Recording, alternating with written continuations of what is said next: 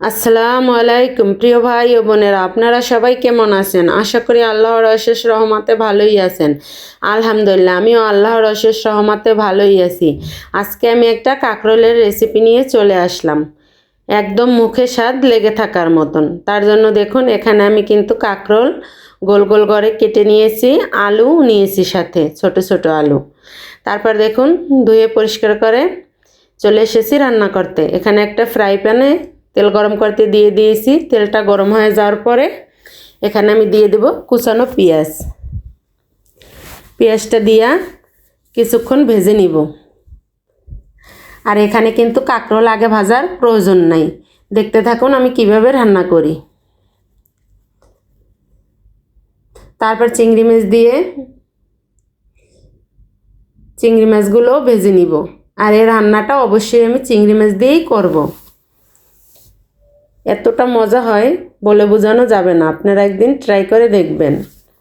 চিংড়ি মাছটাও কিছুক্ষণ ভেজে এখানে আমি দিয়ে দিলাম 1 চামচ ধনিয়ার গুঁড়া, আর দিয়ে দিলাম স্বাদ মতন মরিচের গুঁড়া, তারপর দিয়ে দিলাম হলুদের গুঁড়া।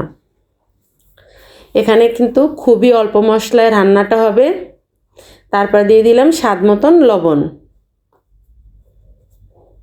দিয়ে আমি তেলের সঙ্গে কিছুক্ষণ ভেজে নিব, নিয়ে একটু পানি দিয়ে কষিয়ে নিব।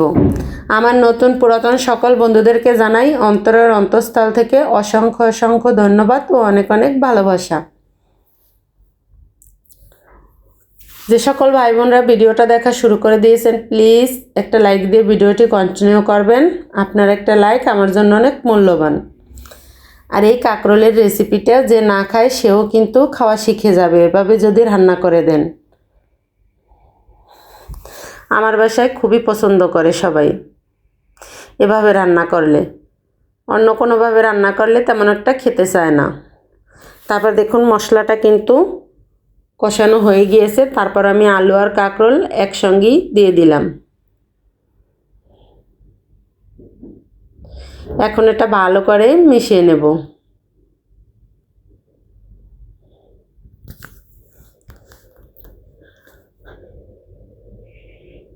আমার অনেক সাইলেন্ট ভিউজ আছে, তাদেরকে জানাই অন্তরের অন্তঃস্থল থেকে অসংখ্য অসংখ্য ধন্যবাদ ও অনেক অনেক ভালোবাসা। আপনারা চাইলে আপনাদের মতামত কমেন্টে জানাতে পারেন, আপনারা কী রকমের রান্নাবান্না দেখতে পছন্দ করেন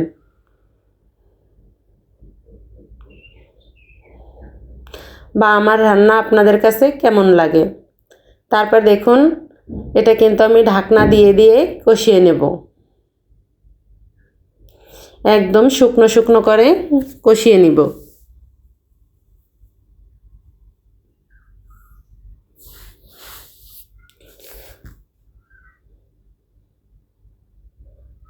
আর আমার ভিডিওটা যদি কোনো নতুন বন্ধুদের কাছে ভালো লেগে থাকে, চাইলে আমার চ্যানেলটি সাবস্ক্রাইব করে পাশে থাকা অল বাটন বাজিয়ে রেখে দিতে পারেন। আমি কোনো ভিডিও ছাড়ার সঙ্গে সঙ্গে আপনাদের কাছে নোটিফিকেশন চলে যাবে, আপনারা আপনাদের সময় সুযোগ মতন দেখে নিতে পারবেন।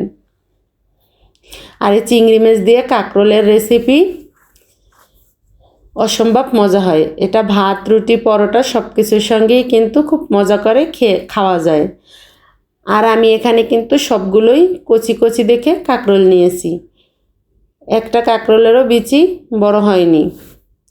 তারপর দেখুন খুব ভালো করে কিন্তু কষিয়ে নিয়েছি। এখন আমি সিদ্ধ হওয়ার জন্য পানি দিয়ে দিয়েছি।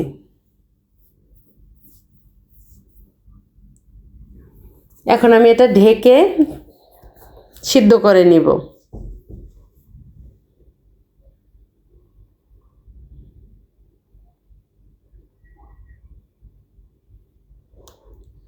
আর বিশ্বাস করুন, এরকমের যখন একদম ভাজা ভাজা হবে, এত সুন্দর একটা ঘ্রাণ আসে, আসলে এটা কখনো বলে বোঝানো যায় না। আর এটা অবশ্যই একদম ভাজা ভাজা করতে হবে। যখন নিচে একটু লেগে লেগে আসবে তখন কিন্তু খুব সুন্দর একটা ঘ্রাণ আসবে, আর খেতেও কিন্তু অসম্ভব মজা হবে। আমার কাঁকরোল আর আলু কিন্তু খুব ভালো করে সিদ্ধ হয়ে গিয়েছে, আর ভাজা ভাজাও হয়ে গিয়েছে। আমার রান্নাটা কমপ্লিট। আমি আপনাদেরকে নামিয়ে দেখিয়ে দিচ্ছি।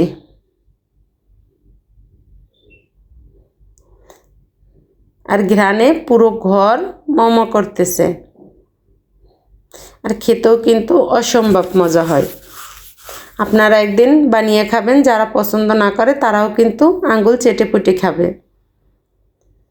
এই যে দেখুন মাশাআল্লাহ, কালারটা কত সুন্দর ও লোভনীয় হয়েছে, খেতেও কিন্তু দারুণ মজা ছিল। আবার দেখা হবে নতুন আর একটা ভিডিও নিয়ে। ততক্ষণ সবাই সুস্থ থাকুন, ভালো থাকুন। আল্লাহ হাফেজ।